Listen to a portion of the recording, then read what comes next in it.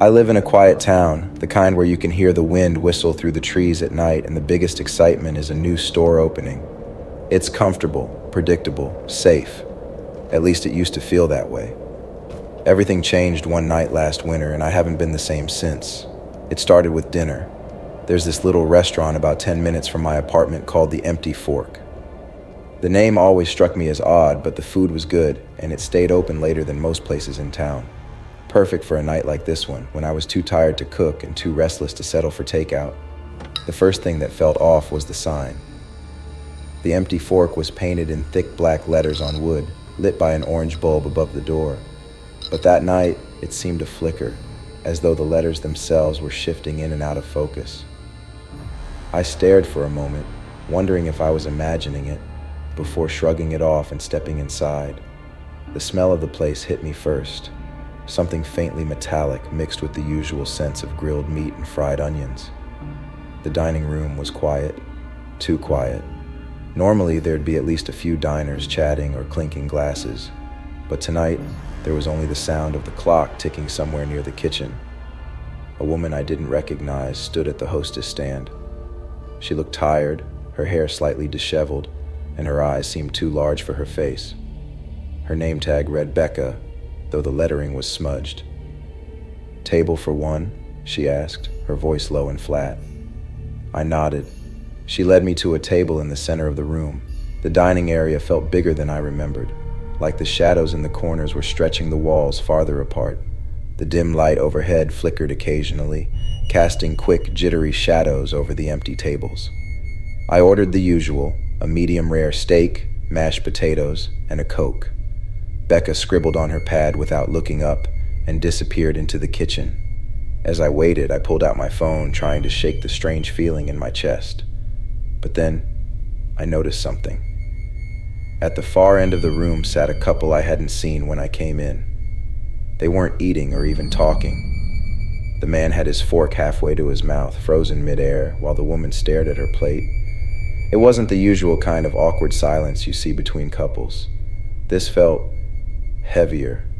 The air in the room felt heavier too, like it was thickening around me.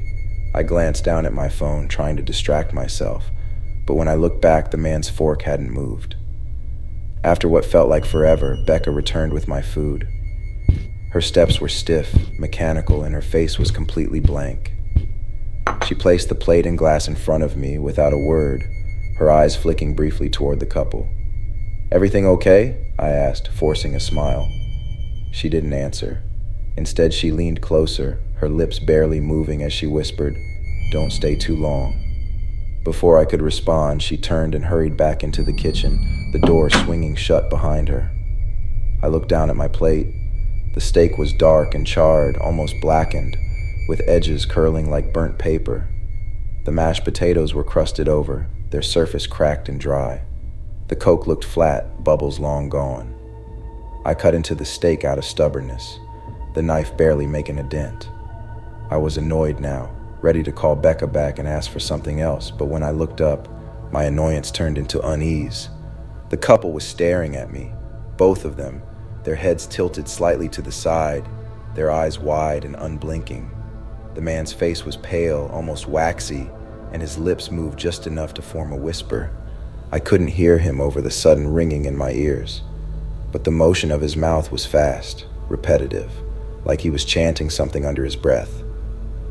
The woman turned her head toward me, her lips twitching as she whispered to him. Then she smiled. It wasn't a kind smile. It was the kind of smile you see in a nightmare, too wide, her teeth too perfect, too sharp. I stood up, my chair scraping loudly against the floor. The man's fork finally dropped, clattering onto his plate. He rose slowly, his movements jerky, as if he hadn't used his muscles in years. "You shouldn't have come here," he rasped, his voice low and uneven. I tried to respond, but no words came. I glanced toward the kitchen, desperate to find Becca, but the door was ajar now, and beyond it there was no light, just blackness. From that blackness came a sound, wet and dragging, like something heavy being pulled across a damp floor. The man's head snapped toward the kitchen, his mouth hanging open, though no sound came out. The woman remained seated, her smile stretching wider as her fingers tapped rhythmically against the table. I didn't wait. I grabbed my coat and bolted for the door, my legs trembling beneath me. The moment I stepped outside, the air felt clean, almost painfully sharp, like I'd been holding my breath underwater for too long. I didn't look back. I didn't want to. The next day, I told a friend about what happened. She laughed at first, but when I mentioned the name of the restaurant, her face went pale. "That place closed down years ago," she said, her voice barely above a whisper. I didn't believe her, so I drove by that evening. The building was there, but the windows were boarded up, the sign gone, and the parking lot was cracked and overgrown with weeds. What I walked into that night wasn't a restaurant. It was something else, something wrong, and whatever it was waiting in that kitchen. I don't know what it wanted, but I know one thing for sure. I was lucky to get out before it found me.